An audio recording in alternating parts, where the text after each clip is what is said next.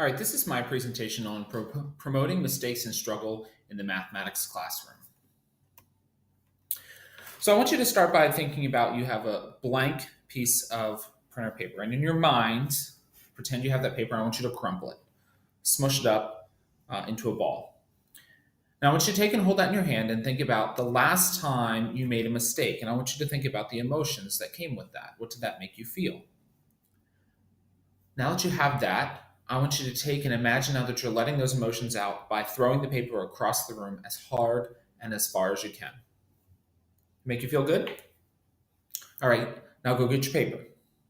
Uncrumple it and smooth it out. Get a marker and trace as many as the crumple lines that you can. I bet that your paper is going to look something like this. Before you made your mistake, your paper was smooth and unchanged. But after you made your mistake, it was crumpled. It had showed change and growth. This is exactly what happens with our brain. The lines that you traced on your paper represent how much your brain grew from making one mistake. It's a lot different now than it was when we just had a flat, blank, uncrumpled piece of paper. That's making one mistake. Now imagine how much your brain could grow if you're not afraid to make mistakes in a classroom. You have to accept that it's positive to make mistakes and that they are good. Here's a quote that I like. I might tell this to my students at the beginning of the year. I hope that in this year to come you make mistakes, because if you are making mistakes, then you're making new things, trying new things, learning, living, pushing yourself, and changing your world. You're doing things you've never done before, and more importantly, you're doing something. We need our students to understand that if you're not making mistakes, you're not learning anything. I know it's a hard concept sometimes to grasp, so let's take a look at some of the science that supports it. This research comes from Joe Bowler's textbooks, Mathematical Mindsets, Unleashing Students' Potential Through Creative Math, Inspiring Messages, and Innovative Teaching. And she starts her book off by giving some of the science behind it. And she discusses this idea of brain plasticity, the idea that your brain can and does grow and change in a very short period of time. And that's by making mistakes and trying things and interacting. There are two possible responses that your brain can have when you make a mistake. The first one is an ERN response, and this indicates an increased electrical response. And it says that the brain is struggling between correctness and an error. And this happens even if you don't know that you're making a mistake. So even if you're not aware of a mistake, your brain is still growing. But if you become aware of that mistake and you try to learn from it, your brain also has a response called a PE. And this is a signal happens when you make a mistake and you're aware of it. And you're trying to learn from it, or you're addressing that mistake. So our brain is constantly changing and growing, and that's all because of the mistakes that we make.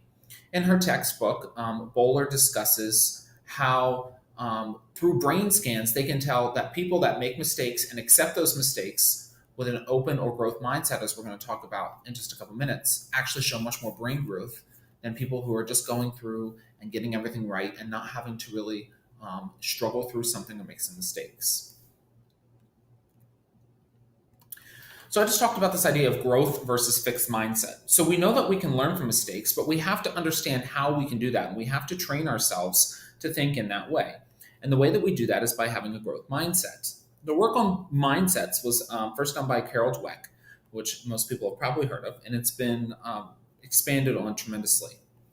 A short, simple version of a growth mindset is that a person with a fixed mindset is going to believe, with a growth mindset. A person with a growth mindset is going to believe their abilities and their struggles and take them in stride and believe that they can learn from them. While a person with a fixed mindset is just going to believe they're good at something or they're not good at something. And if they make a mistake, they're not going to attempt to fix that. Their immediate response is going to be, well, I'm no good at this. So this graphic here shows us some different statements that are often made by people that have a growth mindset versus people with a fixed mindset. So people with a growth mindset are going to say something like, challenges help me to grow. where people in a fixed mindset are going to say, well, I'm no good at this. People with a growth mindset might approach a new class saying that I like to try new things. While people with a fixed mindset are going to say, well, my potential is predetermined. I can't change my potential. I can't change my path because it's already been determined for me.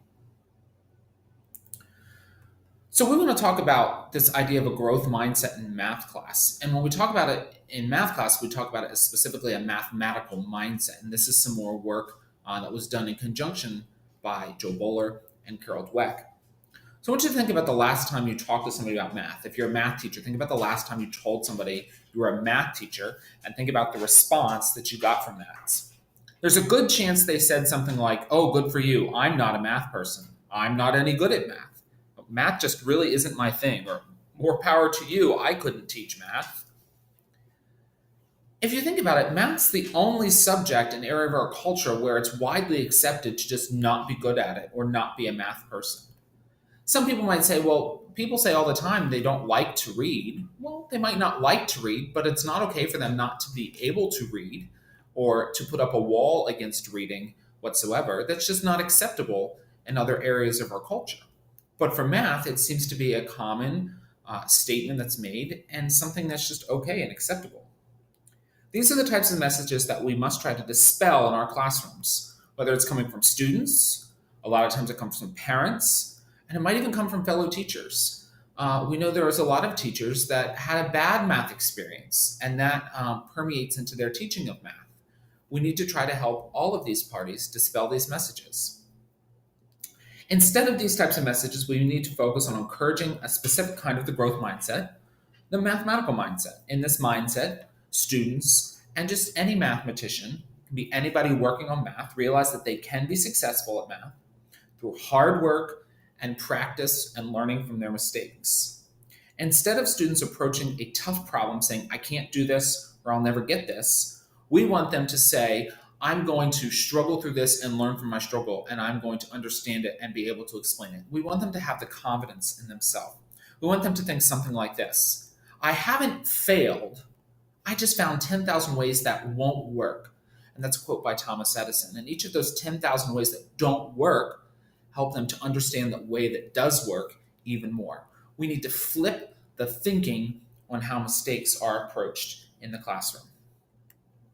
So I want to talk about a couple of ways that you can create this mathematical mindset in your classroom and this acceptance of mistakes and struggle. And one of the ways is to, from day one, set norms and expectations in your class that promote mathematical mindsets. And again, these come from the work of Joe Bowler and come out of her Mathematical Mindsets book. And she lists her 7 favorite norms that she's developed or borrowed from other teachers in her research about mathematical mindsets. And the first one is that everyone can learn math to the highest levels. This is all about encouraging your students to have confidence in themselves and not viewing themselves as somebody that's, quote, not a math person. We want them to believe that they can learn math to the highest levels. The second one is that mistakes are valuable. I talked about this a little bit already, but we need to get students to understand that mistakes are good and that our brain actually grows the most when we're making mistakes, not when we're getting everything right. Third norm is that questions are really important.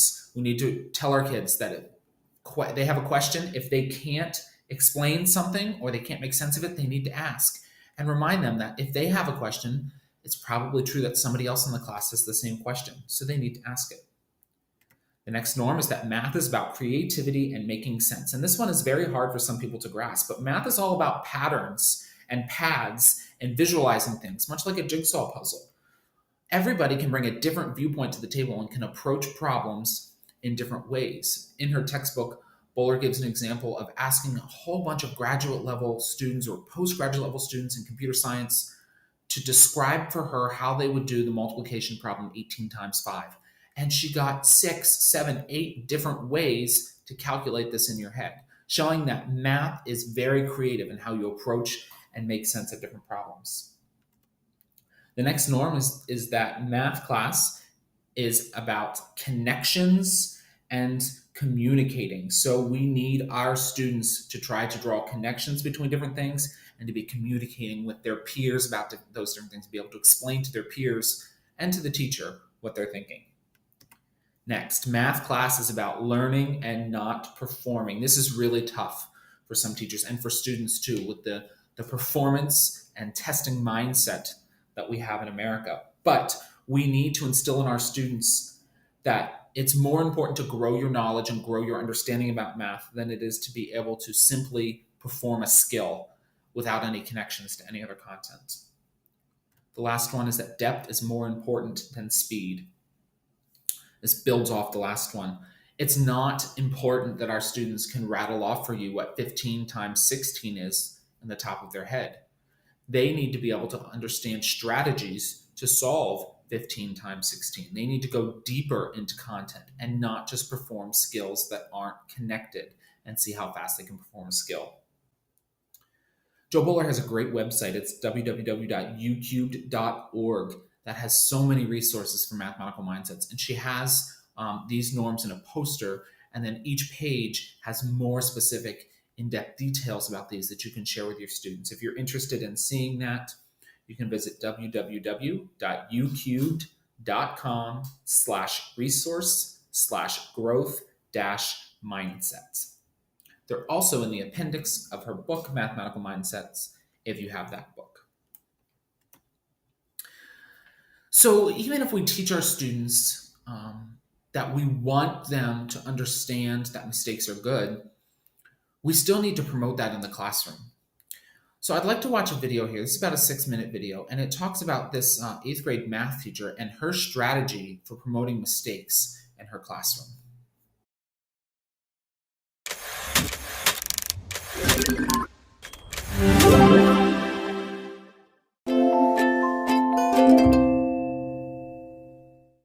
Hi, my name is Leah Alcala. I teach 8th grade math, and this is my warm-up routine that I do with my students almost every day. I call it my favorite no.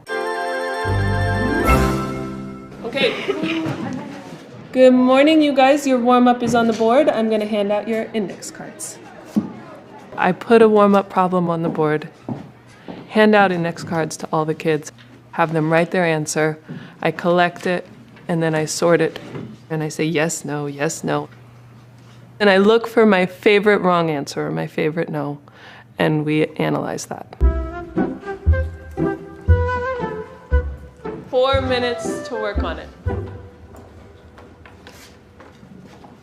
Everyone makes mistakes. We're going to see your mistakes, you're going to see my mistakes. But a mistake is your opportunity to share with me how much you understand. And if I don't know that you don't know something, I need to teach you before the test. The test is too late. And this is a great spot for me to teach you. Make sure your name is on your card. Put your pencil in your pencil slot and pass your cards to the center. I started my warm-up routine to replace clickers that a lot of classes are buying. So that was a clicker for each student. You ask a question, they lock in an answer. And then you look at your computer screen and you know what percentage of your students understand the problem. Well, we didn't have the money for that, so instead, okay, here we go. I thought, well, what if I gave everyone index cards, collected them real quick with their answers already written on it, and then I can just sort them as quick as possible and find out what percentage of my kids know the answer. No, yes. Costs 40 cents instead of $15,000. Yes, so we have quite a few yeses and some very interesting no's. 1, 2, 3, 4. I then took that a step further, something I couldn't do with clickers. 7. Look at the ones who are getting it wrong. How far are they from getting it right? And showing that work to the other kids. Okay, my favorite no. Someone wrote this. I say it's my favorite no because I want the kids to first of all recognize what they're about to see is wrong. And I want them to recognize that there's something good in the problem. Like there's a mistake, but it's my favorite no because it showed some good math. So that's the wrong answer. But they did some things that I love. What in that problem am I happy to see? We always talk about what's right first, so that if it's any student's work, they are like, oh, I did do that right. There's a mistake, but the mistake didn't ruin the whole thing. What do I like about this problem? Gavin. Well, they distributed both with the 4x and the -2. Very nice. And what? Today's lesson was on factoring, so I needed to make sure they understood how to distribute. They distributed, and what lets you know that they distributed? David? How there are no more parentheses. There are no more parentheses, and they didn't just drop the parentheses. So they're asked to distribute a term with a variable. They're asked to distribute twice. They're asked to distribute a term with a negative sign, which is often a very common mistake that kids make. And my students do not. Like, I have 3 years of CST data now to show that one mistake my students do not make is distributing a negative, which is amazing because they used to all the time. Distributing -2 to -6 is +12. And that was one mistake I was absolutely looking for and I did not see, which made me very happy. Not until the very end, as we've gone over different sections of the problem that are right, that I will then ask, okay, now what is incorrect? What does this person not understand? Where's the mistake? If I get a third of my class raising their hand ready to tell me the mistake, it's pretty high engagement at that point. Mia? Like 4x times 2x equals 8x squared. Very nice. This 4x times 2x multiplies to 8x squared. Can someone convince me of that? How do we know that 4x times 2x is 8x squared? My low-level students are very engaged. They feel like they're not getting penalized for being wrong. They're not being made fun of. I'm not looking at them. No, there's no peer pressure at this point. But they're like, wow, that's my mistake. And now I understand. It's very comforting. I mean, I feel very with my kids at all times. I'm not surprised by what they don't know. They're not surprised by what they don't know. It's how it should be. It creates more of a dialogue with me and them.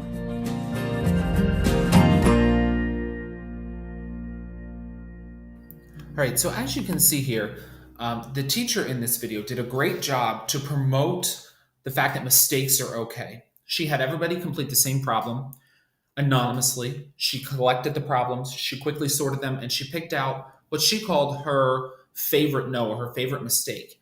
And the great thing is a lot of times these are things that the teacher knows the students are going to do or that many students have done. So they're able to kind of identify those. But then she anonymously goes through the problem, she rewrites it. There's no way that she is calling any particular student out. And they're having a class discussion about it. Notice the engagement that was there in the video to show students that this mistake is okay. It's all right that you made a mistake. Let's learn from it and grow from there. So this is a great strategy that you could use quickly in any class, in many different subjects even, to help promote mistakes and learn from them. Now, another thing that can help promote struggle and mistakes in the classroom is by providing rich mathematical tasks, because we need to get students to the point where they feel comfortable making mistakes and discussing them. So this idea of a rich mathematical task has been around, but again, Jo Boaler has done a lot of work with these. And she describes rich mathematical tasks as typically involving the 5 C's: curiosity, connection making, challenge, creativity, and collaboration. If we can work to create tasks that promote those 5 C's in different ways, then we can get our kids more open to investigating things and open to making mistakes and not always shutting down or just looking for that one specific right answer. Boaler specifically talks about multiple different strategies that you can use to take some tasks that you already have and make them more rich. And I'll go through a couple of those here.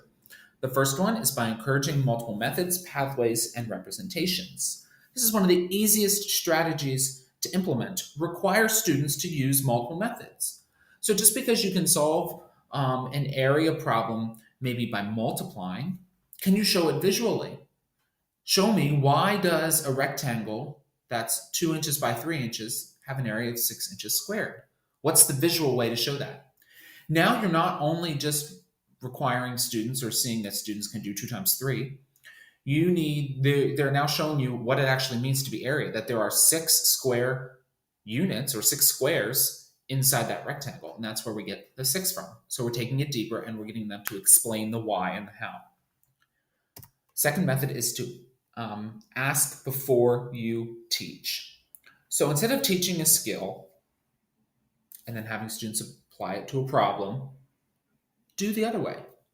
Give the problem, let the students investigate, and as they come to issues of things they don't know how to solve, they might figure out ways to solve them, and then you can bring the class back together and discuss those different ways and come up with a method. Or now you have a natural teaching point to bring in, we need to learn this method. Let's learn this together. Now I want you to take that and go back and apply it to your task. So instead of learning a skill and then giving some problem with it, where the kids are just applying that skill, we're giving them a problem where they're realizing why the skill is needed. Next is to make it inquiry-based. And this is kind of similar to the one before, but instead of asking students to reproduce a method, let them create something. Here's an example. If you're investigating, again, area, multiplying, instead of telling the students to find the area of a rectangle with specific side lengths, maybe you're going to tell them, give for me all the different rectangles that make an area of, say, 30. How many can you come up with? See how now this is going to show the kids that we're looking for different numbers that multiply together to make 30. And maybe we don't need to use whole numbers. Maybe some of the students are going to take it and look at decimals, fractions. So we're expanding that task. Next is low floor and high ceiling. The task you give students need to be wide enough that it's accessible to every single student. So the task I just talked about, making inquiry-based, is low floor and high ceiling. If you needed an area of 30, you could simply, a low floor idea would be to approach a student and say, well, what does an area of 30 mean? Well, it has 30 squares. Okay, can you draw me 30 squares? And they might draw a 1 by 30 rectangle. They can build off of that. A high ceiling might be when you get students to realize that they've come up with all the whole number ways to come up with 30. Maybe they've realized that a 5 by 6 is the same as a 6 by 5. Now we start talking about decimals and fractions.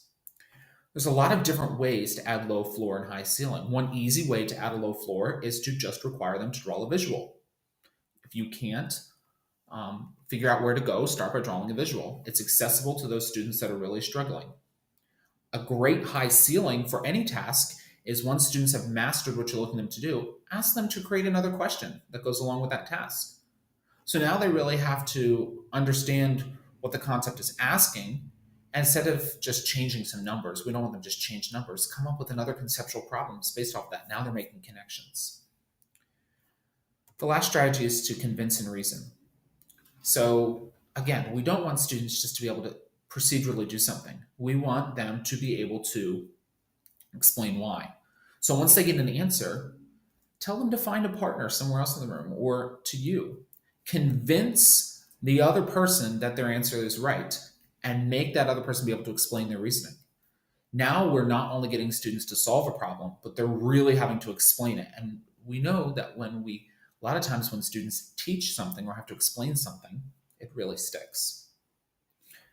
On the website, www.ucubed.org, Jo Boaler offers a lot of great, rich mathematical tasks that extend over all levels. I want to give you some other websites to find rich mathematical tasks. Another one is illustrativemathematics.org. And this website provides mathematical tasks that are tied to standards at different grade levels. So if you know you need to teach a standard, you can go onto this website, find the standard, and it will give you some ideas of mathematical tasks that you can do to meet that standard. The last one that I want to share with you is insidemathematics.org, and specifically their problems of the month. These problems of the month provide multiple different entry points to a problem for students. Some of them are designed to be over multiple grade levels, so they could be whole school problems. But there are also many problems in there that you could give to the students in your class and let them choose their entry point into the problem. Do they feel that they are only ready or able to start at level B? If so, they can start at level B. And once they're successful with that, they can move up to other levels. But maybe they feel like they're ready to start at level D, and same thing. So we have different areas that students can enter the task at, which really provides some of that richness to it. So just in summary here, a couple things that you can do in your classroom to promote mistakes and struggle. Number one, celebrate those mistakes. Use them as teaching moments, like that my favorite no. Just remember, don't call a student out on it. Mistakes are not a bad thing. We don't want our students to feel that way. Set those positive class norms that promote a growth and mathematical mindset. I gave some examples of those, but there are so many more out there. You could come up with your own. You could even do an activity where students are creating their own norms. And lastly, provide rich mathematical tasks that encourage in-depth exploration, multiple means of representation, and have a low floor and a high ceiling. So some of the resources I've used throughout this presentation that you might be interested in checking out, in addition to those last couple websites that I shared with you, I've mentioned many times Joe Bowler's book, Mathematical Mindsets, Unleashing Students' Potential Through Creative Math, Inspiring Messages, and Innovative Teaching. Going along with that is Joe Bowler's website, www.ucubed.org. Lots of tasks, lots of teaching resources, videos, information, not only for teachers, but for parents as well. If you want more information just about a growth mindset, www.mindsetworks.com is a great place to go. That's Carol Dweck's run website that talks about more mathematical mindset in general. It's going to give you some more of those norms, teaching resources, student resources. And lastly, my personal website, that has some more information about mathematical tasks on it, and some other ways that I kind of go about promoting the struggle in math class, specifically through using design thinking. Sites.google.com/view/Mr. Barge STEM. If you stop there, you'll get to my homepage. If you do the /mathematical-mindset, you'll get to my mathematical mindsets page. Thanks for watching my presentation.